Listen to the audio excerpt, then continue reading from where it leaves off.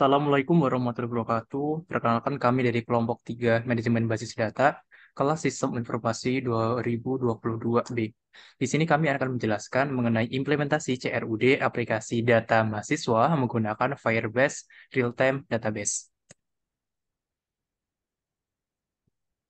Kelompok 3 sendiri ada 3 orang. Yang pertama, Hendrik Susilo dengan 3 NIM digit terakhir 040. Kemudian Naura Aida Nasyita dengan 3 NIM digit terakhir 041. Dan terakhir, saya sendiri Ahmad Gofar dengan 3 NIM digit terakhir 062. Yang pertama, apa itu CRUD? CRUD adalah singkatan dari create, read, update, dan delete. Keempat hal tersebut merupakan perintah dengan peran yang esensial dalam sebuah aplikasi database yang sifatnya relasional. CRUD memungkinkan pengguna untuk melakukan operasi dasar terhadap data, seperti menambahkan, melihat, mengubah, atau menghapus data. CRUD juga dapat mengimplementasikan dalam berbagai bahasa pemrograman dan sistem manajemen basis data. Selanjutnya, Firebase Real-Time Database. Firebase adalah sebuah database yang di-host di cloud dan menggunakan format JSON untuk menyimpan dan menyinkronkan data secara real-time ke setiap klien yang terhubung. Firebase Real-Time Database memungkinkan Anda untuk membangun aplikasi yang kaya, kolaboratif, dan responsif tanpa perlu memberikan kode jaringan. Firebase Real-Time Database juga mendukung fitur offline, keamanan, dan skalabilitas. Oke, yang pertama Firebase Real-Time Database. Fitur-fiturnya yang pertama ada real-time database itu sendiri. Oke, Firebase Real-Time Database adalah database asli Firebase. Kegunaan Firebase Real-Time Database ini adalah untuk menyimpan data dan melakukan sinkronisasi antar pengguna secara real-time. Sinkronisasi tersebut mendukung kondisi online maupun offline. Hanya saja, dukungan offline hanya bisa berlaku untuk aplikasi iOS dan Android. Database ini cocok digunakan untuk aplikasi yang sedikit melakukan transaksi atau aplikasi yang hanya menggunakan query sederhana. Misalnya aplikasi papan tulis digital. Kemudian dari segi keamanan sendiri, real-time database memiliki keamanan berbasis pengguna yang kuat karena sudah terintegrasi dengan Firebase Authentication. Fitur selanjutnya ada Cloud Firebase. Cloud Firestore. Cloud Firestore adalah database terbaru dari Firebase untuk mengembangkan aplikasi seluler. Cloud Firestore bisa digunakan untuk menyimpan, dikurangkan, dan membuat query data aplikasi. Salah satu kelebihan Cloud Firestore adalah kemampuannya dalam menjalankan query yang lebih kompleks dan canggih jika dibandingkan dengan real-time database. Artinya, jika Firestore akan lebih cocok digunakan untuk aplikasi yang memerlukan interaksi yang kompleks dengan data yang sangat besar, misalnya seperti e-commerce. Selain itu, Cloud Firestore juga mendukung sinkronisasi offline pada aplikasi iOS, Android maupun web, sehingga aplikasi e-commerce yang selalu update setiap kali ada perubahan data dari device yang berbeda. Fitur selanjutnya adalah Firebase Authentication. Ini adalah salah satu layanan backend fitur Android dan iOS SDK yang mudah digunakan dan tampilan interface yang siap pakai untuk mengautentikasi pengguna ke aplikasi yang sudah dibuat. Firebase Authentication mendukung autentikasi menggunakan nomor telepon, sandi, kemudian menyedia identitas gabungan populer seperti Google, Facebook, dan juga sebagainya. Firebase Authentication terintegrasi dengan fitur layanan Firebase lainnya. Sistem ini memanfaatkan berbagai jenis standar industri seperti OAuth 2.0 dan OpenID Connect. Fitur selanjutnya adalah Firebase Crashlytics. Ini adalah tool yang berguna untuk memberitahu adanya error pada aplikasi. Tool ini bisa digunakan pada aplikasi Android, iOS, macOS, tvOS, dan watchOS. Keunggulan Firebase Crashlytics ini adalah sistem pelaporannya yang bekerja secara real-time dan memungkinkan untuk mendapatkan analisis error secara mendetail. Jadi, bisa lebih mudah memperbaiki error. Dengan kemudahan itu, tidak perlu lagi melacak error secara manual. Selain itu juga bisa langsung tahu mana prioritas perbaikan yang berdampak paling besar ke user. Fitur selanjutnya adalah Firebase Analytics. Ini adalah salah satu fitur pada Firebase yang digunakan sebagai koleksi data dan responsif untuk aplikasi.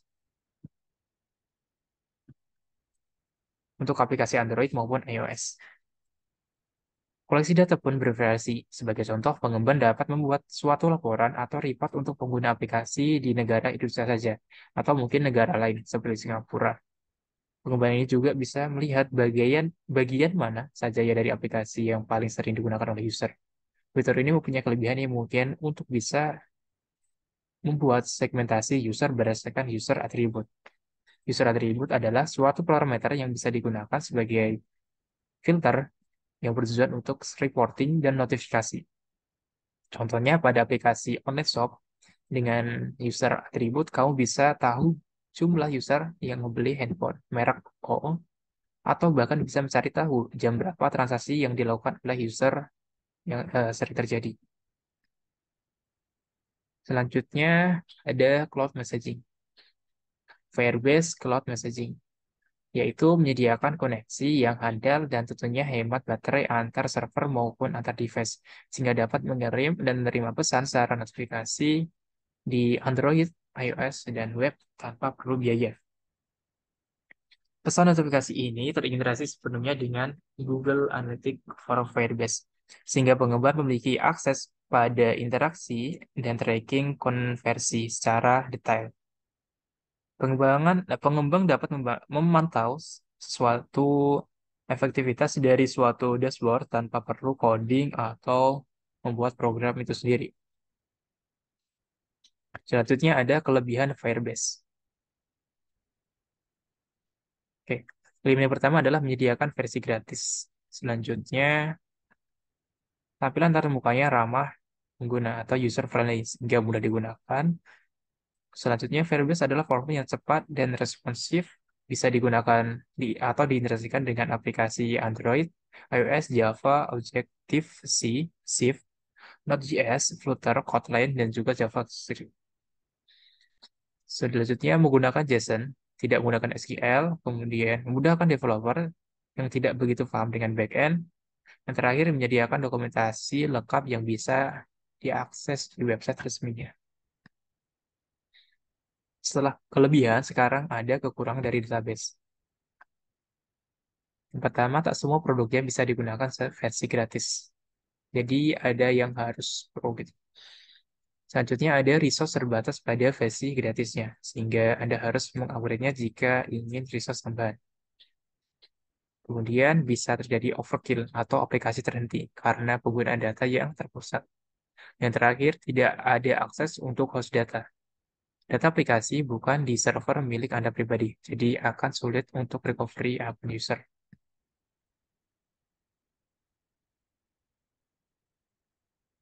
Oke, selanjutnya akan dijelaskan oleh teman saya.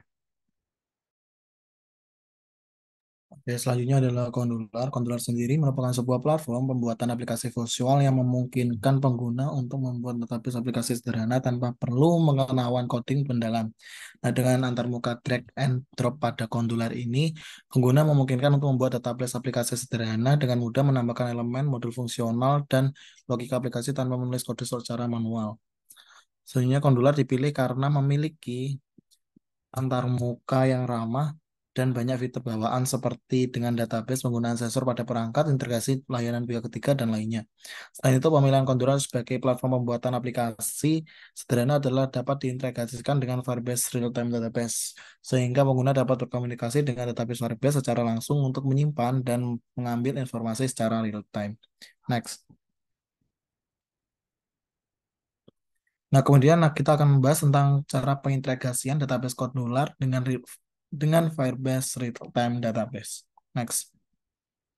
Nah, yang pertama di sini kita harus membuat akun Condular tersebut atau membuat projectnya terlebih dahulu di Condular.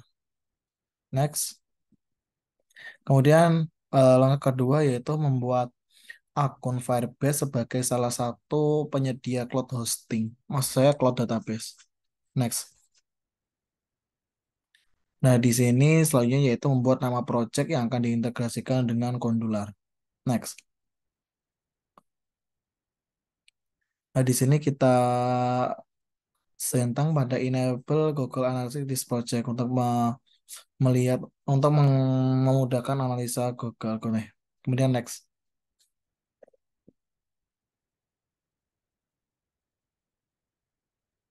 Nah, kemudian kita pilih pada bagian ini di default account for Firebase. Kemudian klik create project. Next. Nah, di sini untuk database-nya sebenarnya sudah maksud saya akun dari Firebase-nya telah terbuat, kemudian kita pilih kategori di pada builds di sebelah kiri, kemudian kita pilih real time database dan kita create untuk database-nya. Next. Nah, pada pembuatan database di sini ada option yaitu pilih United States, kemudian klik next. Dan untuk setup database kita pilih start in log mode, kemudian kita klik enable. Next. Nah, di sini kita atur terlebih dahulu rules-nya diganti dengan menggunakan kondisi read dan write dari false menjadi true. Kemudian kita klik publish. Nah, setelah melakukan tadi, kemudian langkah selanjutnya itu authentication dan get start untuk memunculkan alamat web pada API key. Next. Nah, setelah kita tadi udah men-setting dan membuat database-nya di Firebase, kita kembali lagi ke Condular. Nah, di sini kita menambahkan komponen-komponen yang akan digunakan dalam pembuatan aplikasi data mahasiswa. Next. Nah, pada opsi ini di common properties yaitu kita mengisi Firebase token dan Firebase URL yang sudah ada pada eh, Firebase tadi, database Firebase tadi. Jadi kita tinggal copy, kita paste di sini untuk menghubungkan antara Condular dengan Firebase. Next.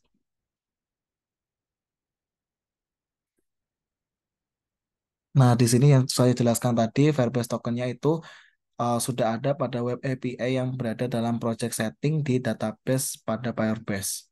Next. Nah, ini untuk letaknya Firebase URL itu ada di bagian real time database ini. Kita klik copy terus kita paste tadi di Condular.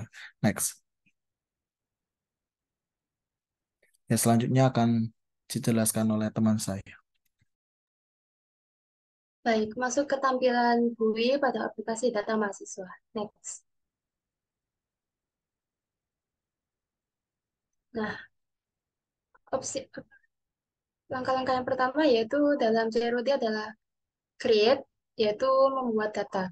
Saat aplikasi dibuka, pengguna dapat langsung memasukkan data mahasiswa yang terdiri dari NIM atau nomor induk mahasiswa, kemudian ada nama lengkap, kemudian ada program studi, kemudian ada jenis kelamin, kemudian ada tempat tanggal lahir yang terurut dari hari, bulan, dan juga tahun. Kemudian yang terakhir ada alamat. Jika data baru yang dimasukkan sudah tercantum ada dalam data mahasiswa, akan muncul notifier berupa peringatan seperti di bawah ini. Next. Kemudian yang kedua ada read, yaitu membaca data.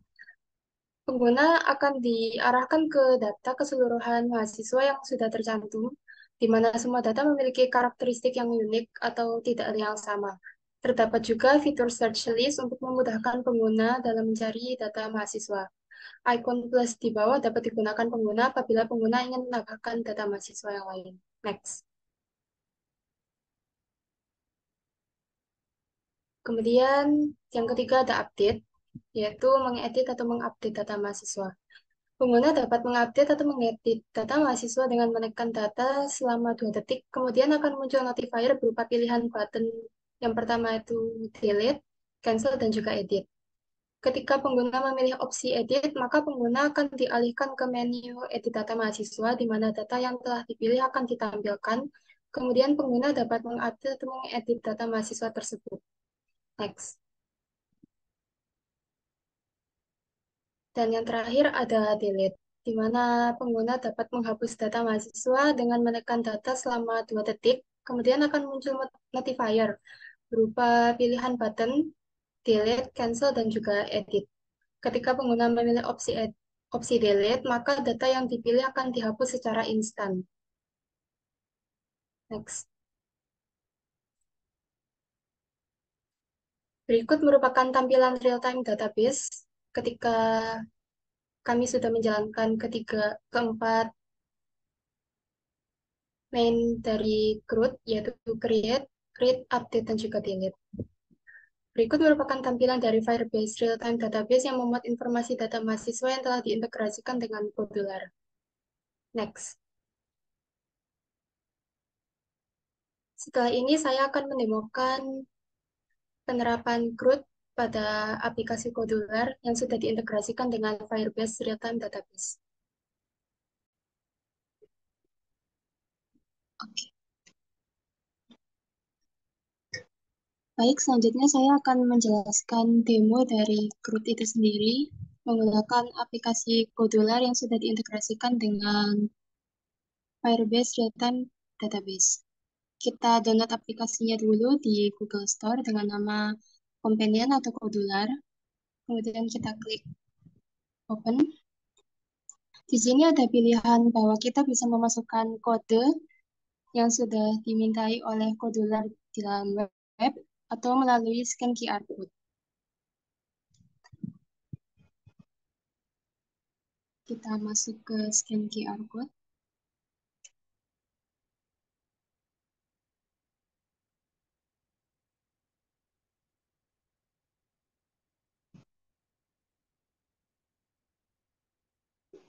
Berikut merupakan tampilan awal dari aplikasi data mahasiswa Modular yang sudah diintegrasikan dengan Firebase.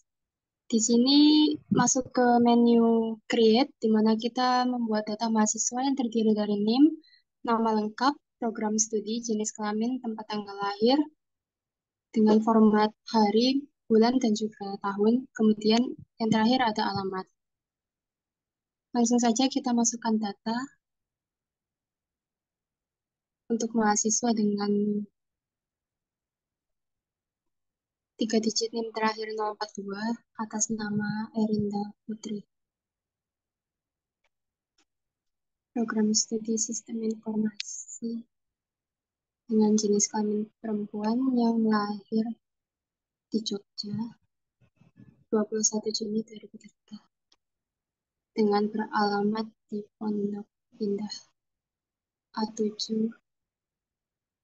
10B. Kita coba untuk input. Di sini akan muncul notifier berupa pertanyaan. Data akan disimpan. Apakah Anda yakin? Jika tidak yakin, kita bisa memilih opsi tidak. Dan jika sudah yakin, kita memilih opsi ya. Kita klik ya. Maka kita akan diarahkan langsung ke menu read, di mana kita dapat melihat semua data mahasiswa yang sudah kita masukkan sebelumnya. Di sini ada 4 data dengan data yang unik atau tidak ada yang sama, seperti NIM-nya pasti berbeda-beda di setiap data, nama, program studi, tempat tanggal lahir, jenis kelamin, maupun alamat. Kemudian kita masuk ke menu edit, di mana untuk mengedit sebuah data, kita menekan data tersebut selama 2 detik, kemudian akan muncul notifier berupa informasi data tersebut. Kemudian ada pilihan button, di mana pilihan tersebut mencakup delete, cancel, dan juga edit. Untuk mengupdate atau mengedit data mahasiswa, kita pilih menu update, kita button edit. Kemudian di sini akan dialihkan ke menu edit data mahasiswa, di mana tadi data yang sudah kita masukkan sudah lengkap, dan jika kita ingin memilih 1 atau 2 data yang ingin di-update, kita bisa langsung update di sini. Semisal saya ingin mengganti alamat dari mahasiswa bernama Erinda Putri menjadi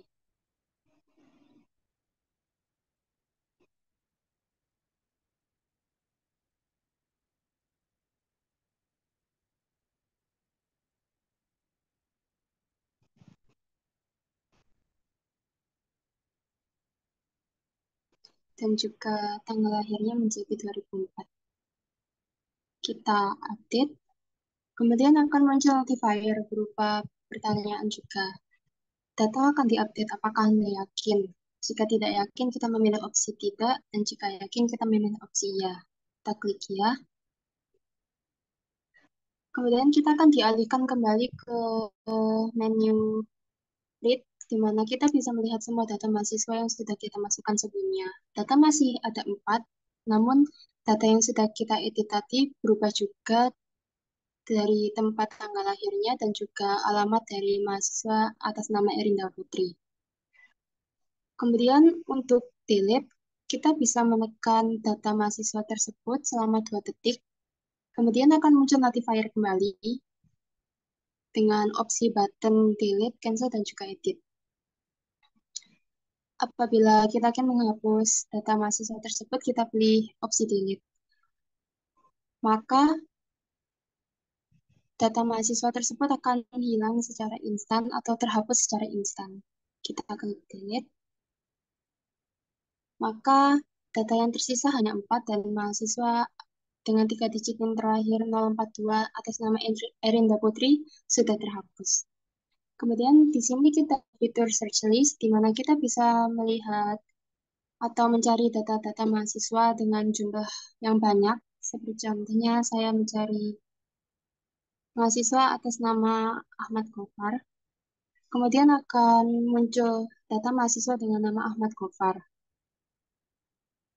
Hal tersebut memudahkan kita dalam mencari data mahasiswa dalam jumlah yang banyak. Kemudian di sini ada button plus, di mana kita dapat menambahkan data mahasiswa. Maka kita akan dialihkan ke menu awal, di mana kita meng-create atau membuat data mahasiswa tersebut. Sekian demonstrasi data mahasiswa dari kelompok 3 SIP 2022 menggunakan Codular yang sudah diintegrasikan menggunakan Firebase Real-Time Database. Mohon maaf apabila ada salah kata. Kami pamit. Wassalamualaikum warahmatullahi wabarakatuh.